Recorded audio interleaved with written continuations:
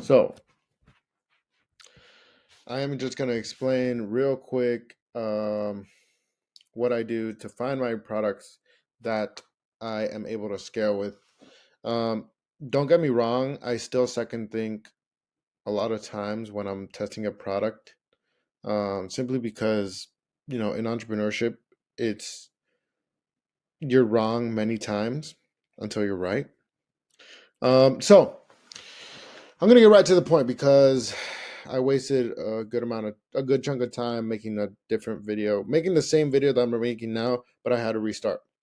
So what you want to do, right? And once again, I am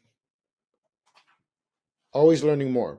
The key thing to this is always um, get ideas from as many people as you can. There's YouTube like you. There's information all over YouTube, so get as much information as you can from different people that are um, selling good products and have made millions. Obviously, there's a few people out there that say that they've made millions when in reality they're just selling a course, right? So that's why I'm saying to find different people that are find different people because if you find different strategies, you're going to be able to come up with a strategy by extracting what's the most common traits people look for, which is validation, right? Validation is key to when you're choosing your product, right? So you can use different things to look for your product. It can be a paid tool, it can be an organic tool, or by organic I mean free. So I am currently using Get Hooked, right? That's an app, but there are many other apps out there. There's no right or wrong one, honestly. Um, it's also depending on what ad platform you're selling on. I think, because also if you're selling on TikTok, people don't really, at least from what I think, people don't really expect a high quality product when they're ordering off TikTok, right? You're buying off TikTok. They're very, very impulse buys. Whereas buying off Meta, it's a more known brand, it's a more known platform. People expect higher quality, um, simply because it's a higher quality platform, right? TikTok, it's kind of just for doom scrolling. Facebook, it's doom scrolling, but at the same time, there's so much things you can do on Facebook. There's so much information you can like find on Facebook. So I'm using GetHook, but there's things like PP ads that you can use. There's things like what's that? What's that one that no used to be viral? I don't know. I forgot what it's called. But point is, there's so many things you can use. Organic ones, there's like Facebook ad library. There's your just doom scrolling TikTok. There is doom scrolling Instagram. There is doom scrolling regular Facebook. Um, what else? Bottom line, there's so many ways to find products, but the key is to not just find a product and say, "Oh, this is a cool product. I think it's convenient. I'm going to sell it." No, you have to figure out if it's selling, and that way it increases your chances and likelihood that it's going to sell for you. And how do you do this, right? So I first start off with Get Hooked, like you're seeing right here. Um, like I said, you guys can choose whichever one you want. But I first start off with broad, just broad, no keywords. Um, I'm on my swipe file. So I start with no keywords, right? And then from there, I just get ideas, I get inspiration, and then plug in the keywords that pop into my head when I think of them, and then it's just the snowball effect. Maybe you're looking at the anxiety niche, and you're scrolling and you're scrolling and you're scrolling, and you see something maybe of a pet, right? So then you go to pet niche. You're scrolling, looking for products that catch your attention, and then you look at maybe pet itchiness, right? Just boom, just popped into my head. You look up pet itchy or itchy pet, something like that. And then just as you're scrolling, it's just like I said, it's a snowball effect. So when you find a product that catches your eye, Obviously, you click on it. You click on the site, and then first, what I look for is the web traffic. You go on SimilarWeb, and then you plug in the website URL, and then it's going to tell you how many visitors a month it's getting. Right. I look for anything like over, I want to say 80,000, because with the free, because you can let me show you. Similar, wait, where is it? Right here. So with SimilarWeb, if you're using the free one, it shows you like 2 months, or like a month ago or 2 months ago, right? So if it was 2 months ago or a month ago, that means, and they were doing decent, maybe like 100,000 visits. Um, Chances are this month they're doing more. Chances are. And so if they're doing more than that, you multiply what I usually do is I take their traffic, like say, look at this one. They're having 114,000 visits a month, right? This is for August. Okay, yeah. So it was last month. Last month they had 114,000 visits. What does that tell me? So let's take the 114,000 visits, right? This just gets me excited because I think I'm going to test. Oh, I'm not going to tell you guys. I'm going to test something like this, right? 114,000. 114,000 times, I go off 3%. 3%. Simply because that's kind of like the norm. Like a lot of brands are running on like a 3%. If they're doing good, right? So if they're running at a 3% conversion rate, which is what I plugged in, 3%, roughly estimates of 3,420 purchases a month, right?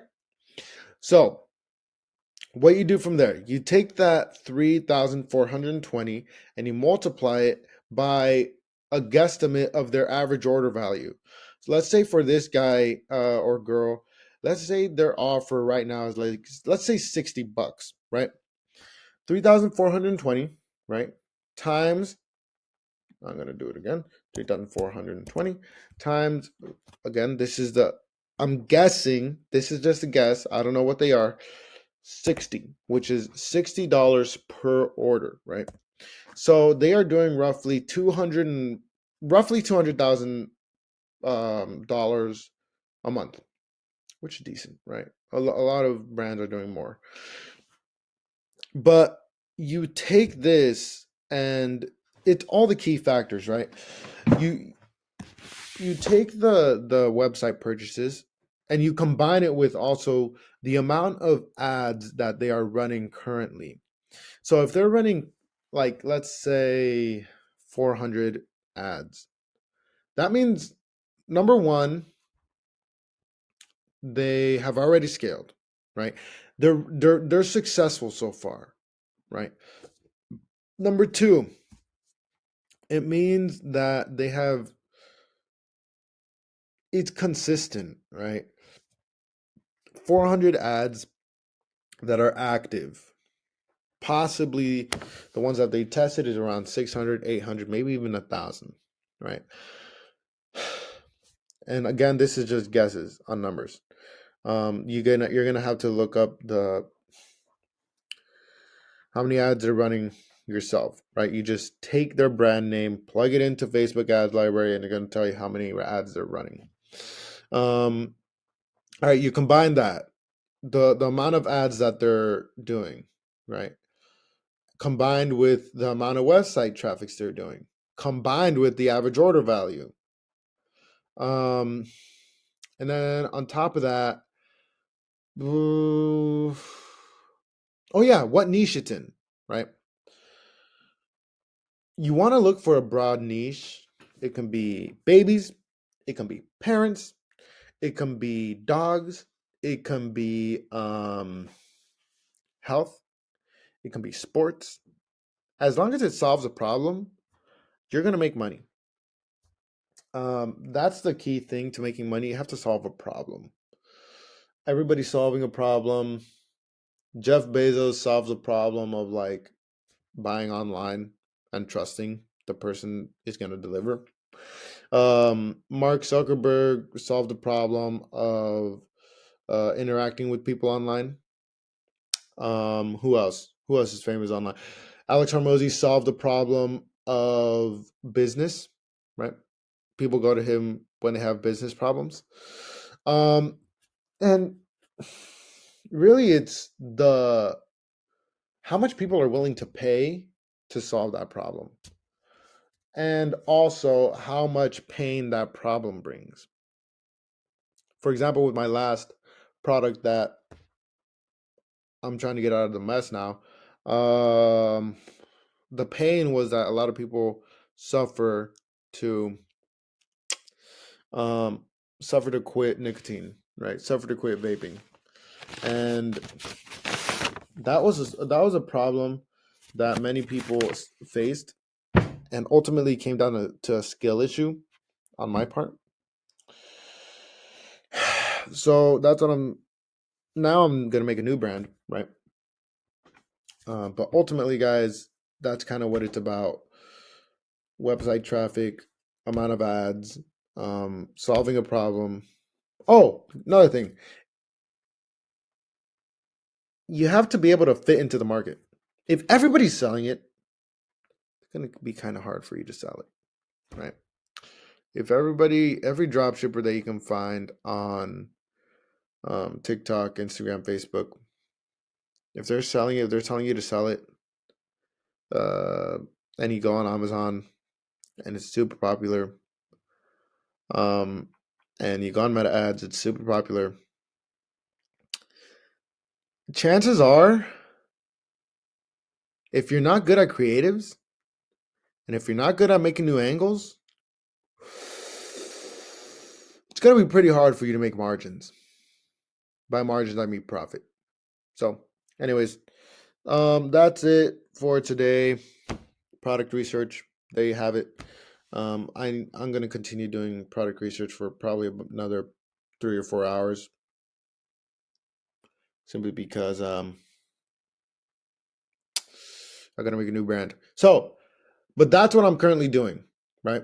Again, don't just take my word for it. Find other people in the space, in the e-com space, that are doing dropshipping, branded dropshipping, Amazon FBA, whatever you're doing. Find people that are doing it and get the strategies from them too. And ultimately find the most common things that they're saying, the most common traits they're all talking about. Because if you go on YouTube, most of them are going to say what I said. Use SimilarWeb, use Facebook ads, use a paid tool. And guys, that's another thing. Don't be afraid to use paid tools. That's what I was super scared of at first when I started e-commerce. Dude, think about this.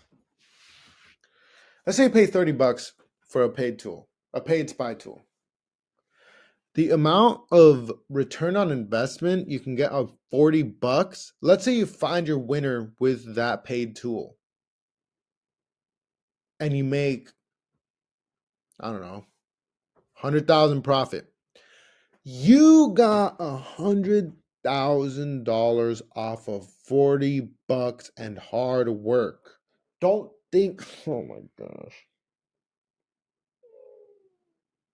I feel like I'm talking to myself at this point, because don't think that a paid tool is going to find you the product itself. You have to spend hours upon hours upon stress, upon worries, upon anxiety, wondering if it's going to work. And ultimately, you have to buckle up, Buttercup, and test it yourself, because it's not going to test it for you. Yeah. But do your research on the product, do your research on the avatar, because I can't even tell you the amount of stress I have taken when I was starting off, how many products I tested. Oh my gosh, man.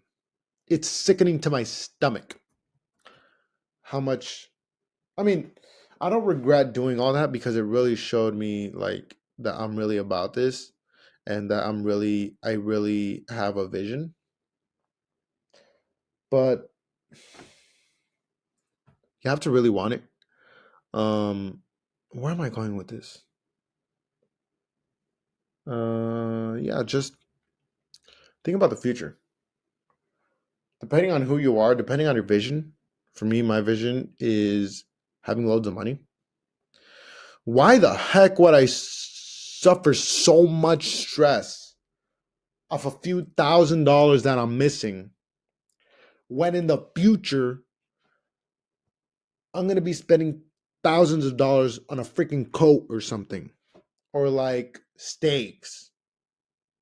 And then I'm going to be thinking back to this moment. I'm going to start laughing and dying, saying, I remember when I was stressing so much about my credit card debt.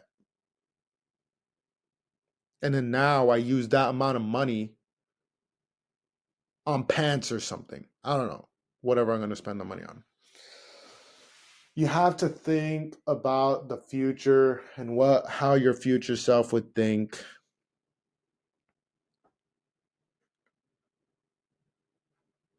And don't think this is easy too. This is not an easy thing to get into. Um, I've been doing this for 2 years, and there are so many ups and downs. It's unbelievable how much stress I have undergone in these past 2 years. No amount of school, no amount of job has caused me this stress. But then, no amount of school and no amount of job has given me the possibilities or will give me the possibilities of achieving my dreams in the future.